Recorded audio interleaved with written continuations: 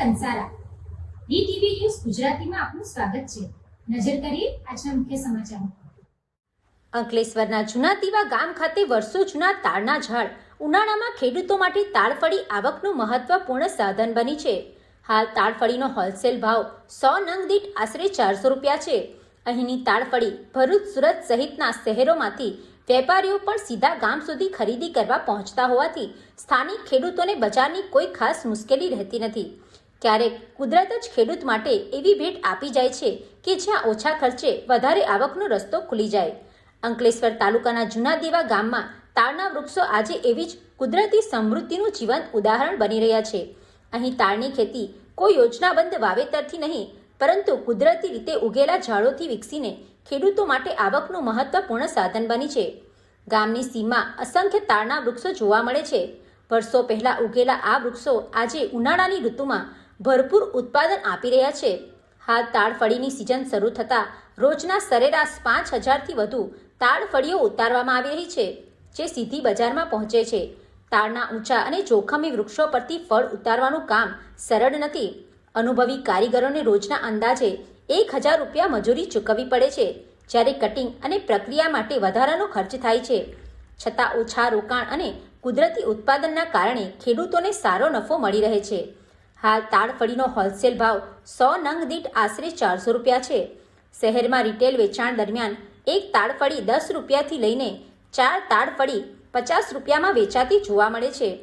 ભરૂચ, સુરત સહિતના શહેરોમાં વેપારીઓ પણ સીધા ગામ સુધી ખરીદી કરવા પહોંચતા હોવાથી સ્થાનિક ખેડૂતોને બજારની કોઈ ખાસ મુશ્કેલી રહેતી નથી। તાળફળી માત્ર આવકનું સાધન નથી, પરંતુ આરોગ્ય માટે પણ લાભદાયી માનવામાં આવે છે। ગરમીમાં શરીરને ઠંડક આપતી, પાણીની ઉણપ દૂર કરતી અને પાચન પ્રક્રિયા સુધારતી તાળફળી ઉનાળાનું અમૃત ફળ ગણાય છે। વધતી ગરમી વચ્ચે લોકો તાળફળી તરફ વધુ આકર્ષાઈ રહ્યા છે, જેના કારણે માંગ સતત વધી રહી છે।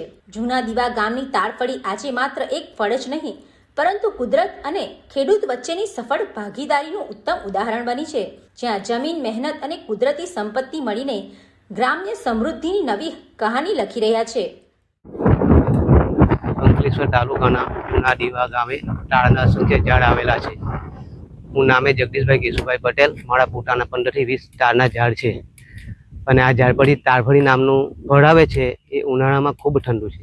એમાં લગભગ 70% જેટલું પાણીનું પ્રમાણ છે અને એ ખાવાથી શરીરને ઠંડક મળે છે। અને અહીંયા અમારે વેપારી લેવા આવે છે, એ 400 રૂપિયા 100 નંગના 400 રૂપિયા લેખે લઈ જાય છે। વેપારી ક્યાંથી લેવા? વેપારી સુરતથી આવે છે, ભરૂચથી આવે છે, કામરેજથી આવે છે અને બીજા લોકલ અહીંયાના જીઆઈડીસીના છે। હું સુરતથી આવું છું, મારું નામ વિકી છે।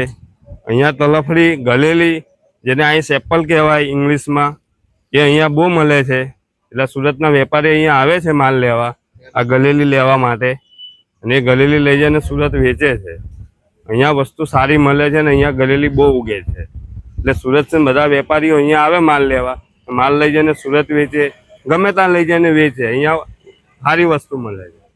Bureau report, DTV news, Ankleshwar.